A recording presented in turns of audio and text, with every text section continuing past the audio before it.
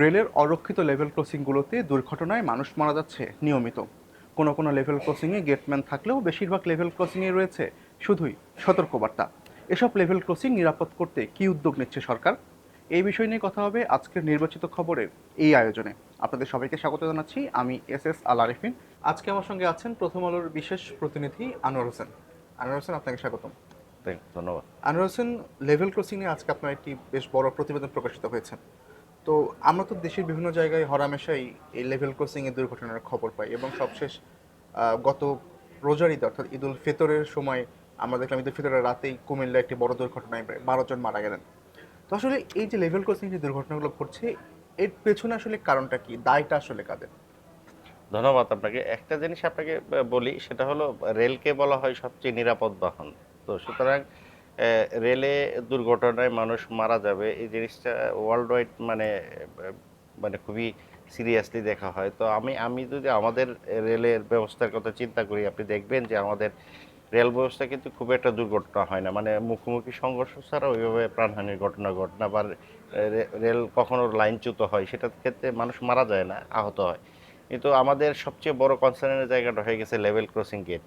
Level crossing গেটটা আমাদের সারা দেশেই ছড়ানো ছেটানো। আপনি জানেন আমাদের মানুষ মানে ঘনবসতিপূর্ণ দেশ, এখানে রেল লাইনের পাশে বসতি আছে, বাজার আছে। তো এখন একটাই পথ, সেটা হলো যে লেভেল ক্রসিং গেটটাকে নিরাপদ করা। এখন কিভাবে করা যায় সেটাকে আমাদের দেশে এখন যেটা করা হয়, কিছু কিছু ক্ষেত্রে যে ব্যারিকেড দেওয়া হয়, মানে ট্রেনটা আসার সময় আপনার যানবাহনকে আটকে দেওয়ার জন্য, মানুষকে আটকে দেওয়ার জন্য তারা ব্যারিকেড দেয়। এই কাজটা করে আসলে বেসিক্যালি গেটম্যান বলি আমরা মানুষ। তো মানুষের হুম। ভুল হয়, মানুষ মাত্রই ভুল ভুল করে, সেই জন্য মানুষ ভুল করে লেভেল ক্রসিং গেটটা সময় মতো নামায় না, বা সে ঠিকভাবে কাজটা করে না, তখন অ্যাক্সিডেন্টটা করে। আপনি যদি দেখেন কুমিল্লার যে পদুয়ার বাজারে যে লেভেল ক্রসিং গেটে দুর্ঘটনা ঘটেছে, ওই জায়গায় আমরা দেখতে পেরেছি যে তদন্ত করে পাওয়া গেছে, পরে রেল তদন্ত করেছে যে যেই গেটম্যানের দায়িত্বটা ছিল সে তার দায়িত্বটা পালন করে না, সে ছুটিতে চলে গেছে আরেকজনকে রেখে। এটা কেউ জানে না, কিন্তু আরেকজনকে রেখে গেছে, সেই লোক আবার রাতে ঘুমিয়েছিল। অর্থাৎ সে সময় মতো ওই ব্যক্তি যাকে দায়িত্বটা দেওয়া হয়েছিল সে সময় মতো গেটটা ফেলে নাই। না ফেলার কারণে বাসটা এসে রেল লাইনে ওঠার পরপরই ট্রেনটা ধাক্কা দেয়। তো আপনি লেভেল ক্রসিং গেটে যখন একটা ট্রেন ধাক্কা দেয়, তখন ওই বাসের বা ওই যানবাহনের লোকজন বেঁচে থাকার আসলে সুযোগ নাই। এখানে একটাই পথ, সেটা হলো সেটাকে নিরাপদ করা, লেভেল ক্রসিং গেটটাকে নিরাপদ করা। আইদার আপনি যানবাহনকে থামাবেন যখন ট্রেনটা আসবে, নতুবা দুর্ঘটনা ঘটতেই থাকবে। এই লেভেল ক্রসিং গেট বা লেভেল ক্রসিং গুলোর উন্নয়নে রেলওয়ে কর্তৃপক্ষের কি কোনো উদ্যোগ আছে? হ্যাঁ, একটা উদ্যোগ তো ওরা নানান সময় আমরা দেখেছি, ওরা ওই আমাদের এই উদ্যোগগুলো বেসিক্যালি দুই ধরনের। প্রথম কথা হচ্ছে যে এই প্রতিবন্ধক দেওয়া বা ব্যারিয়ার দেওয়া, হুম। এটা একটা উদ্যোগ। আরেকটা হচ্ছে যে গেটম্যান দেওয়া। তো গেটম্যান দিতে হলে আপনার 3 পালায় লোক লাগে। ধরেন 24 ঘন্টাই তো ট্রেন চলাচল করে, সেই ক্ষেত্রে 3 পালায় লোক লাগবে। 3 পালায় আপনার অন্তত প্রত্যেকটা লেভেল ক্রসিং গেটে 2 জন করে ধরলেও আপনার অন্তত 6 জন 8 জন লোক লাগে। সুতরাং এটা একটু ব্যয়বহুল, এবং এখানে আমরা দেখেছি যে এখানে মিসম্যানেজমেন্টের একটা সুযোগ থাকে, বা ভুল করার সুযোগ থাকে, হলে সেক্ষেত্রে অ্যাক্সিডেন্ট হয়। তো এবার ওরা বুয়েট একটা মানে ইয়ে দিয়েছে, মানে প্রধানমন্ত্রী গত ঈদ উল ফিতরের দুর্ঘটনার পর উনি জিনিসটাকে নিয়ে একটু কনসার্ন ছিলেন। উনি সংশ্লিষ্ট কর্মকর্তাদের সাথে, মন্ত্রীদের সাথে কথা বলেছেন যে এটা কিভাবে নিরাপদ করা যায়। তখন বাংলাদেশ প্রকৌশল বিশ্ববিদ্যালয় বুয়েট তারা একটা ফর্মুলা দিয়েছে। ফর্মুলাটা এরকম যে আপনি রেডিও ফ্রিকোয়েন্সি সিস্টেমে একটা চালু করা, তারা এটা এখনো শুরু করে না, এটা পাইলট করবে, করলে হয়তো সারা দেশে, এটা সাকসেস হলে সারা দেশে করবে। ব্যবস্থাটা এরকম যে এখন আপনি লেভেল ক্রসিং গেটে ট্রেনটা যখন আসে, গেটম্যান যদি থাকে সেই ক্ষেত্রে ওনাকে ফোনে আগে বলে দেয়, ইয়া থেকে, স্টেশন থেকে, যে ট্রেন আসতেছে, আপনি প্রতিবন্ধকটা ফাড়ান। সেই ক্ষেত্রে অনেক সময় দেখা গেল ট্রেন আসার অনেক আগে ফেলে দিতে হয়, সেটা একটু যানজটে তৈরি করে। আবার কিছু কিছু জায়গায়, অল্প কিছু জায়গায় আছে যে ট্রেনটা আসার আগে একটা সিগন্যাল দেয়, বার্তা দেয়, তখন এটা আপনার একটা রিংয়ের মতো বাজে। সেক্ষেত্রে তখন গেটম্যান সেটাকে করে। তো এখন যে সিস্টেমটার কথা বলা হচ্ছে, বুয়েট যেটা বলছে, সেটা হলো তারা বলতে চাচ্ছে যে এখানে আমরা এমন একটা সিস্টেম চালু করব যেখানে গেটটা হবে অটোমেটিক। এটা আধুনিক একটা আধুনিক একটা পদ্ধতি, গেটটা হবে অটোমেটিক। আপনার ট্রেনটা একটা পার্টিকুলার দূরত্ব পর্যন্ত আসার পরেই গেটটা অটোমেটিক পড়ে যাবে। আর driver in the mean time সে একটা সংকেত পাবে যে গেট পড়েছে এবং জিনিসটা নিরাপদ আছে, ড্রাইভারও সিমultaneously পাবে। সুতরাং তখন মিস হওয়ার, ভুল হওয়ার একটা চান্স কমে যায়। তো এই ব্যবস্থাটাকে তারা বলতেছে যে খুব বেশি ব্যয়বহুল না, 10, 12, 13 লাখ টাকা বা 15 লাখ টাকা খরচ করে এটাকে উন্নয়ন করা সম্ভব এক একটা গেটে। গেটে, একটা গেটের ক্ষেত্রে।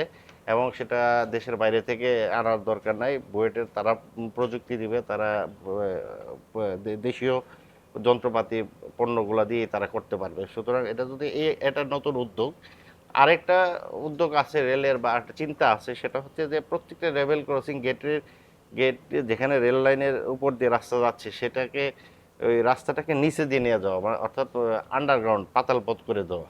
সেটা আপনি টিটিপাড়ায় দেখেছেন একটা করা হয়েছে।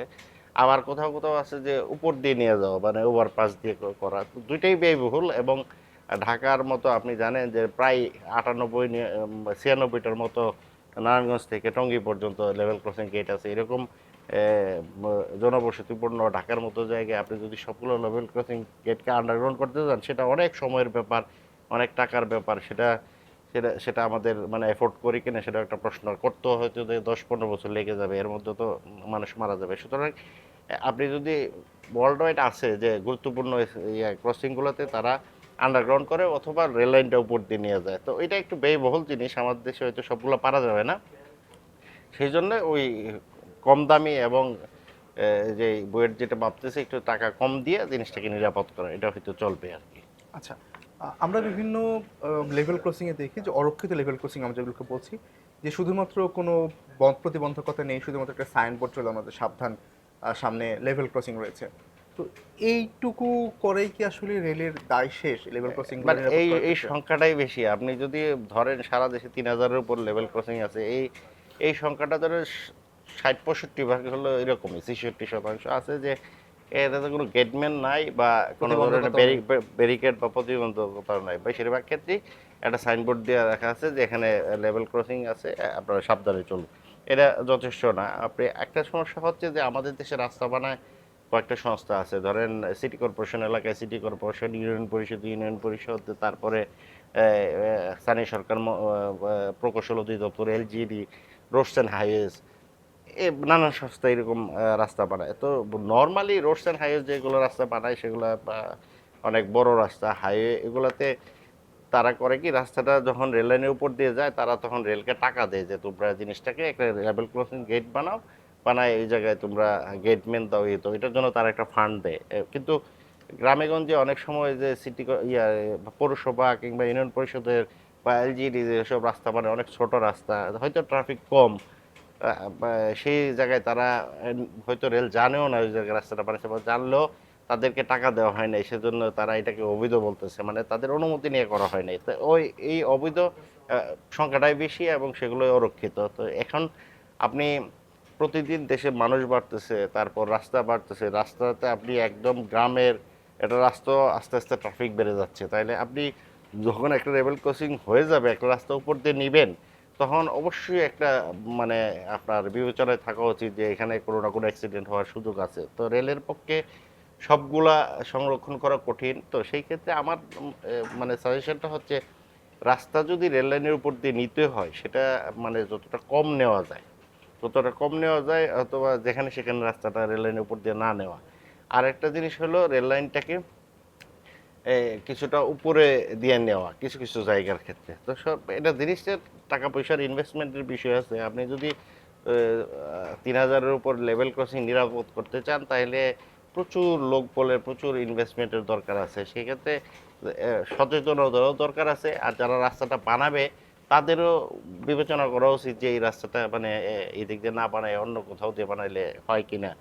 আর যদি রাস্তা বানাতেই হয় সেক্ষেত্রে রেলের সাথে সমন্বয় করে কিছু ইনভেস্ট করে সাথে সাথে এই জিনিসটাকে নিরাপদ করলে সবচেয়ে ভালো হয়। এটা পরবর্তীর জন্য রেখে দেওয়া মানে একটা রিস্ক তৈরি হওয়া আর কি। আচ্ছা, আপনি ইনভেস্টমেন্টের কথা বলছিলেন, আপনার প্রতিবেদনে উঠে এসেছে প্রায় 300 কোটি টাকার বেশি একটি প্রকল্প চলমান ছিল, সেই প্রকল্পে আসলে লেভেল ক্রসিং এর কি উন্নয়নটা হয়েছে? এই প্রকল্পটা আসলে গত ৮-১০ বছর যাবতই চলতেছে। এটা বেসিক্যালি মূল কাজটা হচ্ছে গেটম্যান নিয়োগ দেওয়া আর হচ্ছে কিছু প্রতিবন্ধক তৈরি করা, কিছু ঘর, ছোটখাটো ঘর তৈরি করা। এই কাজটা রেল মানে কোনো ইয়া ছাড়াই, কোনো গবেষণা কিংবা কোনো ধরনের পূর্ব সম্ভবত যাচাই না করেই করেছে। কারণ হলো তার দীর্ঘদিন থেকে এই প্র্যাকটিসটা করে আসছে যে যখন আপনার একটা লেভেল ক্রসিং গেট হয়, এখানে একটা প্রতিবন্ধকতা দেওয়া, তারপরে এখানে কিছু গেটম্যান নিয়োগ দেওয়া। তো এই গেটম্যান নিয়োগ দিতে হলে তারা প্রজেক্ট থেকে দিয়েছে, কিন্তু তাদেরকে তো সারাক্ষণ বেতন দিতে হয় প্রতি মাসে। এই বেতনটা কিভাবে আসবে? প্রজেক্ট যতদিন ছিল প্রজেক্ট থেকে বেতন আসছে, এখন তো প্রজেক্ট নেই, তাহলে বেতন তারা কোথা থেকে পাবে? তাদেরকে আবার রেলে স্থায়ী নিয়োগ দেওয়া যাবে? নিয়োগ দিতে গেলে তো বিরাট ঝক্কির ব্যাপার। মানে এটা একটা জটিলতা আছে। রেল যেটা করেছে সেটা ওই প্রজেক্ট নেওয়ার জন্য একটা নিয়ে ফেলেছে, কিন্তু কোনো ধরনের গবেষণা বিবেচনা এটার মধ্যে খুব একটা কাজ করে নাই। এখন যেটা ওয়েট করতে চাচ্ছে, এটা যদি তারা সাকসেস হয় সেক্ষেত্রে হয়তো তাদের গবেষণা থাকতে পারে, তারা নতুন করে নানান জায়গায় এটা নিয়ে এক্সপেরিমেন্ট করবে, করে হয়তো একটা সমাধান আসতে পারবে। তো আমার প্রশ্ন হচ্ছে, যদি কোনো ইনভেস্টমেন্টে যেতে হয় সেটা বিবেচনা করা উচিত, আগে গবেষণা করা উচিত যে এটা আসলে লং লাস্টিং কিনা। যদি শুধু টাকা খরচ করার জন্য করা হয় বা লোক নিয়োগ করার জন্য করা হয়, সেটা খুব একটা সাস্টেনেবল হবে না। আনোয়ার হোসেন, আজকে আমরা এখানে শেষ করছি। অসংখ্য ধন্যবাদ আমাদেরকে সময় দেওয়ার জন্য। Thank you. দর্শক, আমরা তখন কথা বলছিলাম রেলের লেভেল ক্রসিং এর নিরাপদ করতে কি উদ্যোগ নিচ্ছে সরকার, সেই বিষয়টি নিয়ে। আমরা আপনাদের সামনে আবার হাজির হব নতুন কোনো বিষয়ে কথা বলতে। সে পর্যন্ত ভালো থাকুন, সুস্থ থাকুন আর প্রথম আলোর সঙ্গে থাকুন।